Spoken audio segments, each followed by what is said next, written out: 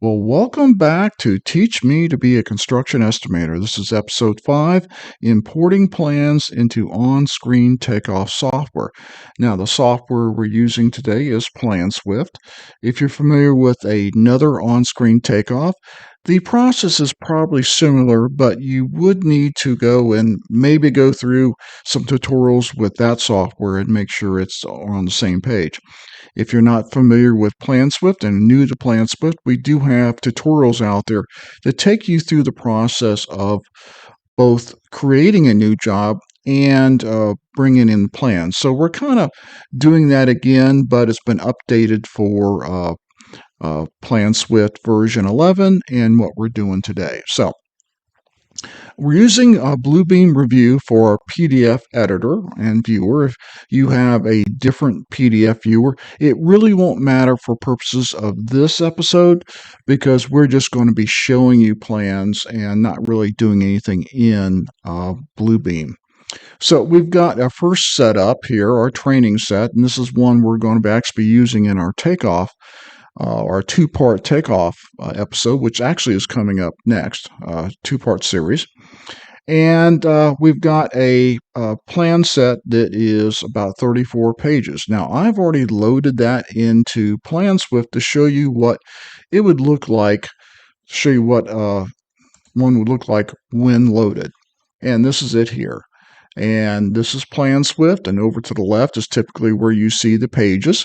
And each page is labeled with the sheet number, and some of them have basically more labeling to it, like what is on the page, what type of page it is.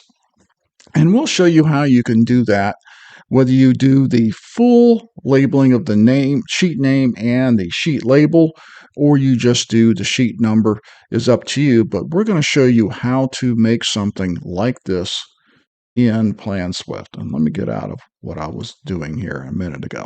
So we're going to go back to Bluebeam. And like I said, you've got 34 pages. And then the third example is a series of pages that are individual PDF files. Most times when you get a plan from a GC, a client, an architect, it's going to be a single file, a single PDF. Sometimes it'll be an AutoCAD file, a native AutoCAD file, but always ask for PDFs. PDFs work better in PlanSwift, and in general, PDFs are easier to use and probably more compatible with the system you have.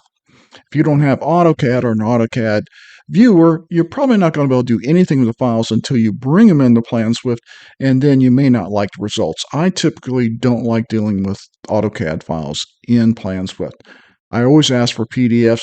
99% of the time, you're going to get PDFs. It's just a matter of, is it a single PDF or have they broken the PDFs into individual sheet numbers or disciplines? They kind of hit and miss. Most times, they're a single file.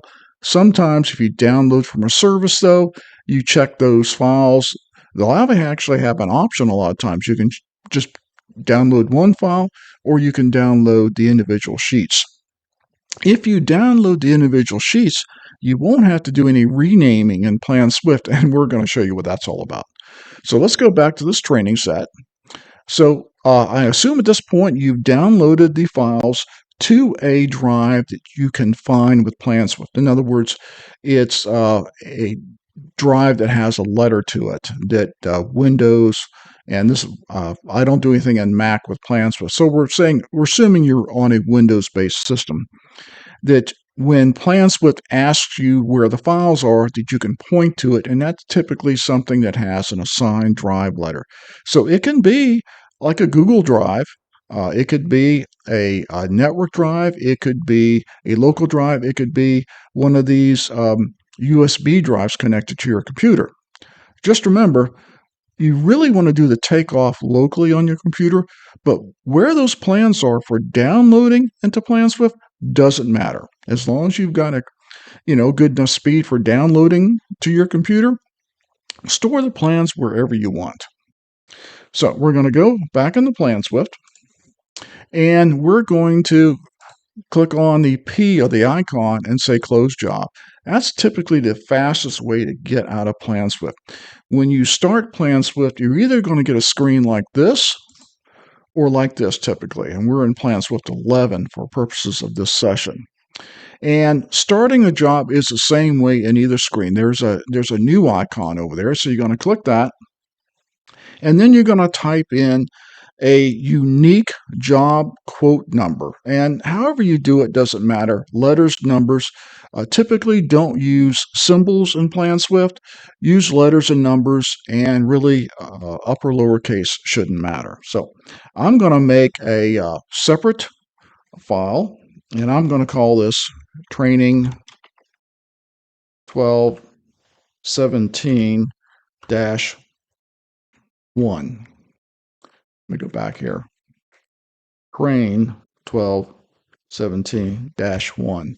And look at that. It says there's already a job number with that. There's already a job with that job number. So if you type in something that's not unique, PlanSwift will warn you. It can't file it. It can't do anything with it. It has to be a unique entry here. The other fields doesn't matter. They don't have to be unique. This one has to be unique, so I'll put a 2 in. It sees that it's unique and allows me to go on. And so we'll say training import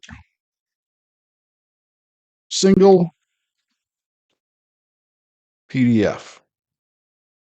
And down here in the notes, you can type in the company you're doing it for, whatever you want. This is a searchable field. The notes field is. You have to set it up in your columns, and we'll talk about another time. That's another PlanSwift training episode.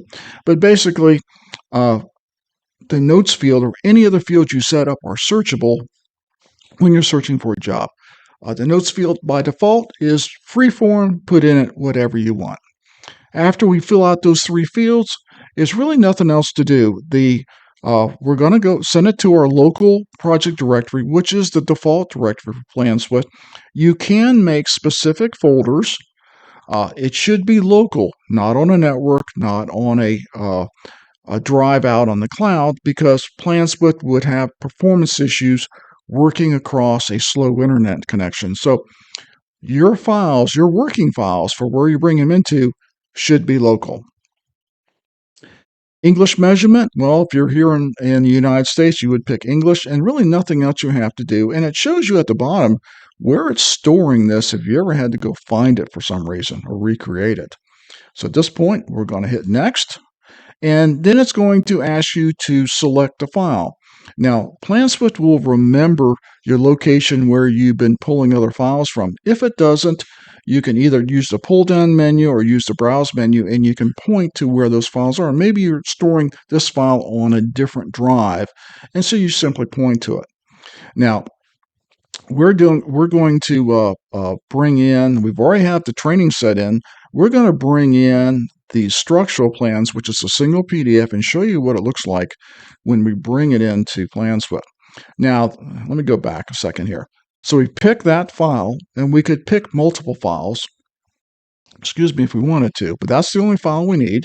So we click on Next, and then by default, PlanSwift wants to convert the PDF to TIFF format, tagged information file, which is recommended, and it's the best way for PlanSwift to be able to scale these drawings accurately. Now, at some point, that may change in the future, and I know other software products may work with native PDF, but PlanSwift likes to convert the files. So leave it that. My recommendation is leave it that way. And if your PlanSwift may come set up for DPI set at 50, I recommend 200. 200 seems to be the best range of not being too much detail and not being too little. And then on format, even though it always says gray 16, I always recommend using true color, because architects and engineers are now putting out plans with color coding, and you need to see that color coding. None of the other defaults you really need to change. If you want to, I'd recommend you looking more into it before you make those changes. So click on Next. PlanSwift is ready to create your job, so just click Finish, and If it's not a huge set of plans, you can wait on it. If it's a huge set of plans, you might want to go get a cup of coffee. But these are 12 drawings. And it's going to bring up the first drawing. And you can see, let me move this around a little bit so you can see what's hiding here. In this bottom left-hand corner, it's basically more tabs, and you can go to our plans with tutorials to learn what those different tabs are. We're really not going to be using them today, so that's why I'm setting this over here. So on the left-hand side is where where PlanSwift puts the sheet names. And it's sheet numbers, sheet names, the combination of the two is what PlanSwift's showing you on this left side. And they're all the same name. Why is that? Because that's the name of the file you brought in. PlanSwift doesn't know how to read that sheet to go over here and say, well, this is S001. Maybe one day it will, but right now, if you bring in a single file, it's going to make every sheet in PlanSwift the same name. And all you have to do is rename them. And we're going to talk about that in a minute. So let's download a project that has individual sheets and show you what that looks like. So we're going to go back in and new, and we're going to say train 12, 17. And if we say -2, it says, oh, you can't use that one. So once again, this has to be a unique number.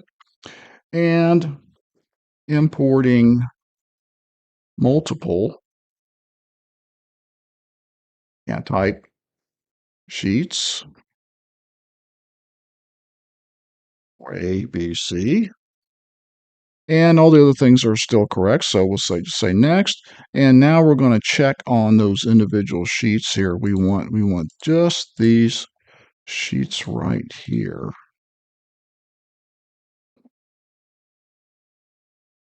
And we're going to go next. And it remembers our DPI. So the only thing we have to change, and pretty much every time, is we have to change it to true color. And click on next and hit finish. And it should load up a new job. And this time, what's different? The sheets are individually named, just like the file name was. Now, we could go and rename these. We could shorten the descriptions to a sheet number and get rid of, for example, the 450 capital and make it a shorter expression of that. And why would we want to do that? So we could sort on sheet numbers. Let's say they were out of order. It's a lot harder to do when it's all beginning with the same lettering. So if we took out the 450 capital, we could then sort by sheet number.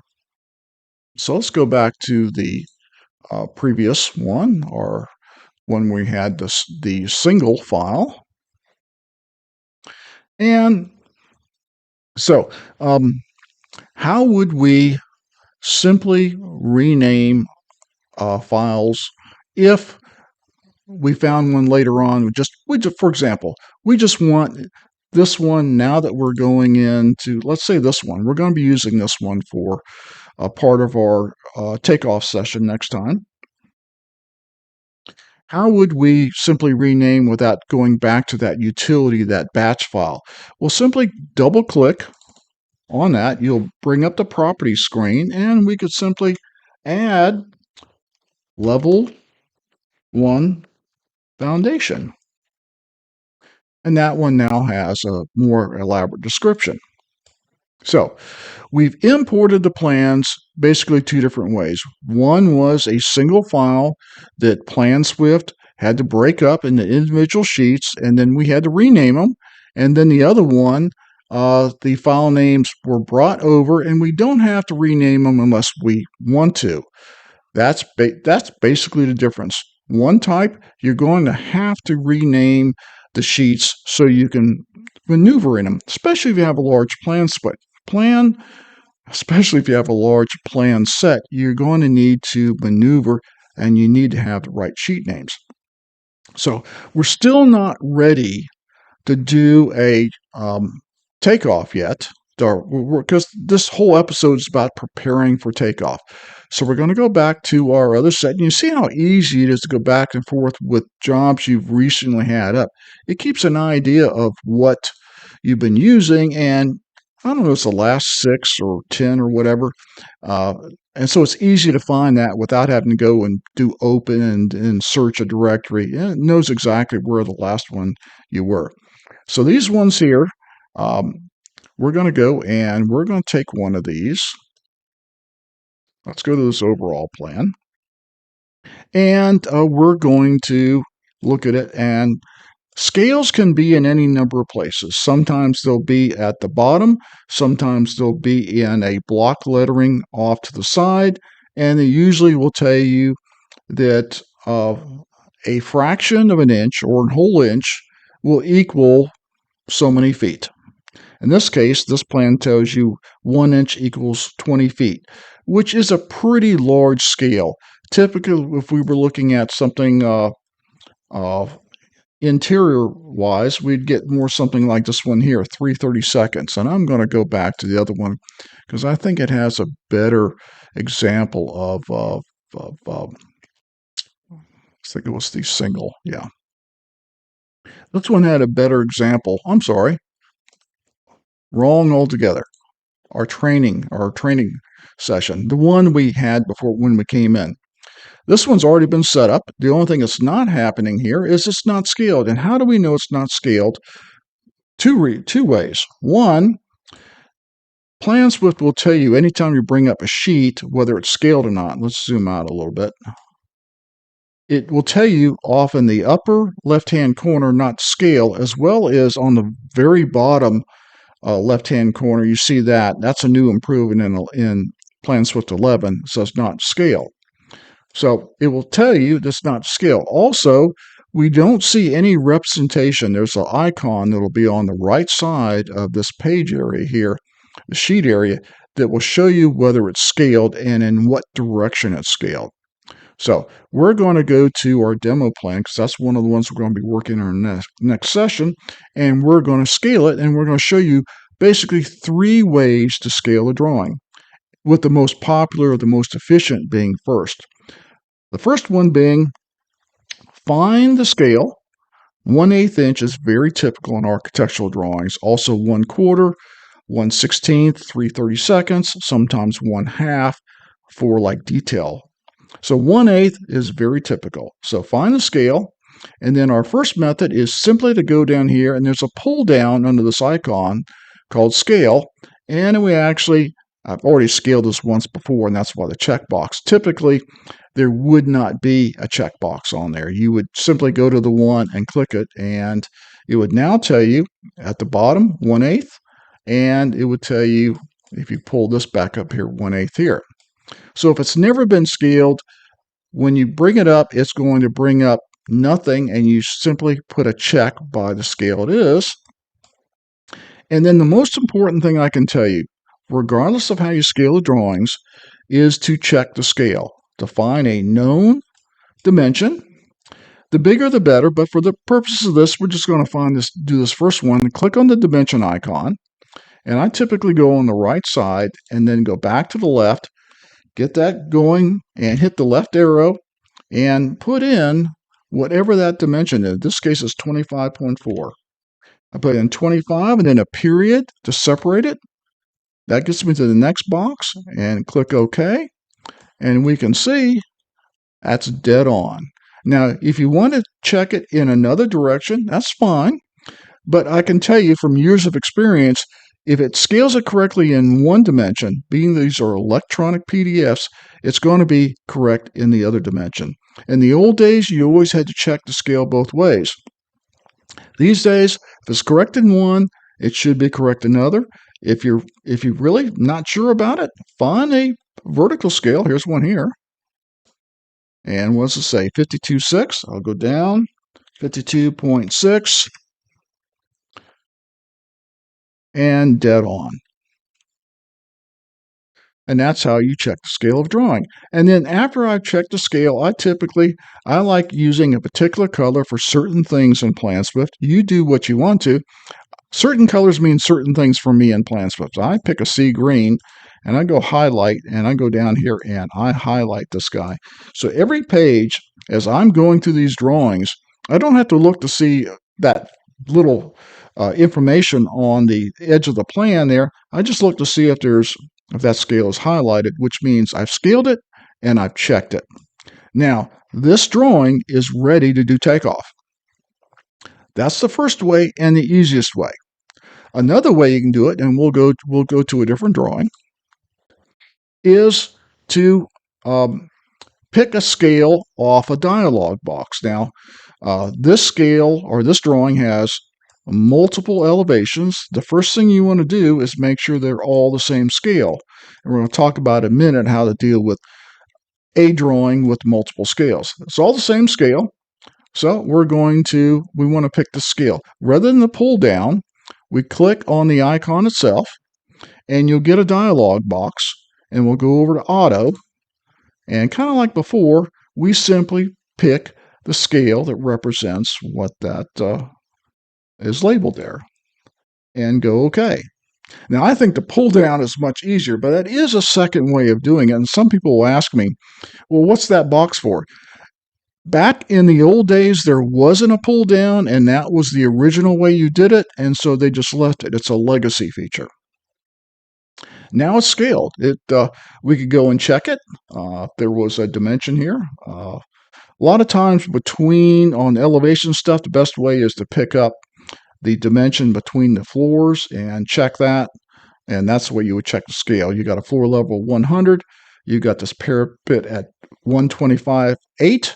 So really all you do is hit dimension and go down, the down arrow, 25.8.